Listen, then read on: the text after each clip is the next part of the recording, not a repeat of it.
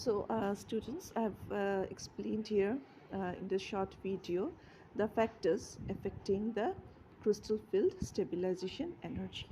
So basically the crystal field stabilization energy is affected by four factors, and these factors are geometry of the complex, nature of the ligands, charge on the metal ion, and position of metal in the transition series.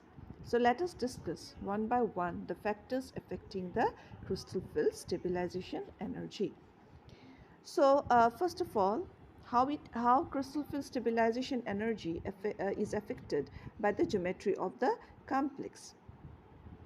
So we already mentioned that the crystal field splitting energy of the tetrahedral complexes, that is delta T, is nearly half the value for octahedral complexes, that is delta T is approximately equal to minus 4 by 9 delta naught, which is the octahedral splitting energy. Okay, so as a result, the splitting energy for tetrahedral complexes is in general is small as compared to the pairing energy P.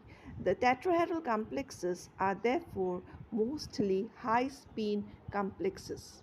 Okay, so the splitting of d orbitals is more for the octahedral, or you can say that the splitting of the octahedral complexes is more than double as compared to the splitting of the tetrahedral complexes for the same metal ion and ligands, isn't it? We have already seen that it contains 4 ligands and this contains octahedral contains 6 ligands, so definitely the effect of the ligands will be more in case of octahedral complexes. So generally the tetrahedral complexes, they mostly form, very important, they mostly form high spin complexes.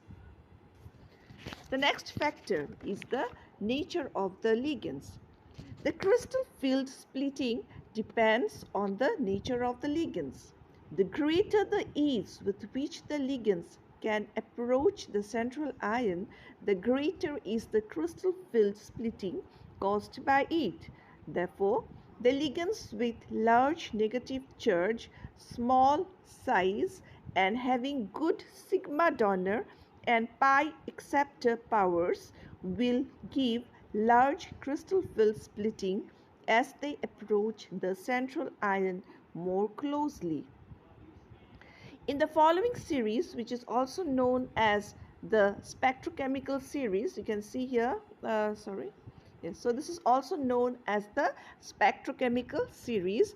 The ligands are arranged in the order in which they produce increasing value of the crystal field splitting energy, which is also known as 10 dq with a particular metal ion.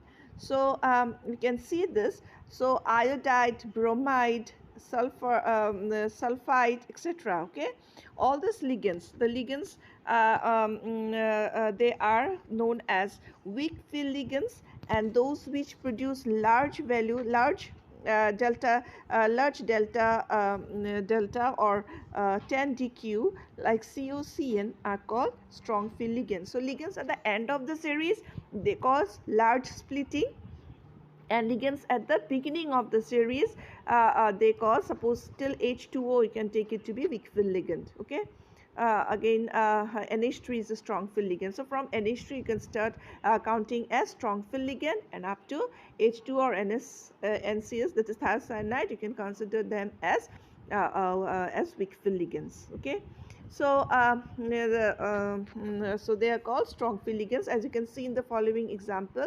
The value of 10 dq, or you can say delta O, if it's a since all these are octahedral complex, so we will see it is delta O. So CrCl6, isn't it?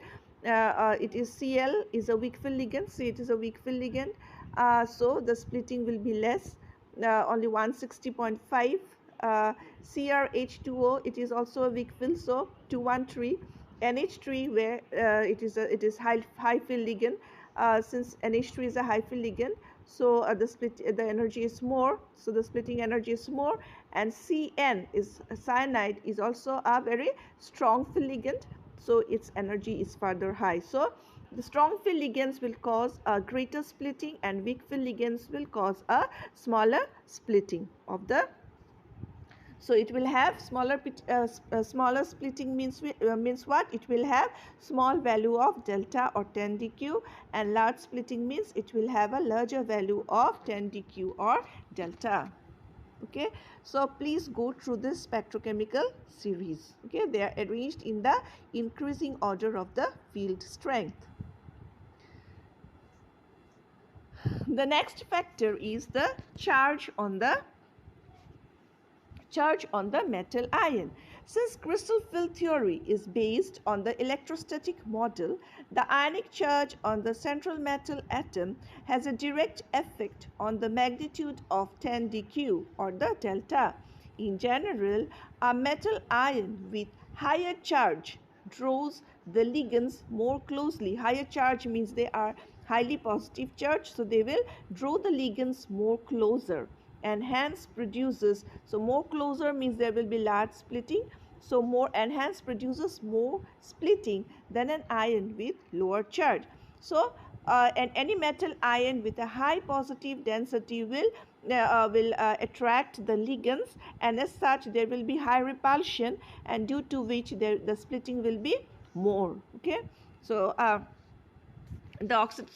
for example, the crystal field splitting or the delta knot, for if you compare hexa aquo cobalt 3 complex in which the oxidation state of cobalt is +3, okay, is taken to be 18,600 per centimeter, whereas for the complex of same ligand, that is hexa aquo cobalt, in which the oxidation state of cobalt is +2. So oxidation state of cobalt cobalt is in one case it is taken to be +3, and in the other case it is taken to be +2, and when it is +3 the energy is 18,600 per centimeter, and in case of cobalt +2 it is 9,300 centimeter. Similarly, we can see here the given example, here it is chromium. Chromium, it is in the first case it is +2, and in the second case it is +3. The oxidation state of chromium is +2 in the first case, and oxidation state of chromium is +3 in the second state. So if the oxidation state of the particular central metal ion is more, then the splitting will be more. Okay, so this is the how it affects the charge of the complex. And lastly, the fourth factor is the position of metal in the transition series. So metals forms different transition series, and they uses different d orbitals. Like cobalt uses 3d orbital, rhodium uses, we can see it from the C periodic table, after cobalt then comes rhodium, so it uses 4d orbital, and iridium uses 5d orbitals for complex formation. Thus the value of 10 dq or delta O also changes depending upon the position of the metal ion in the transition series.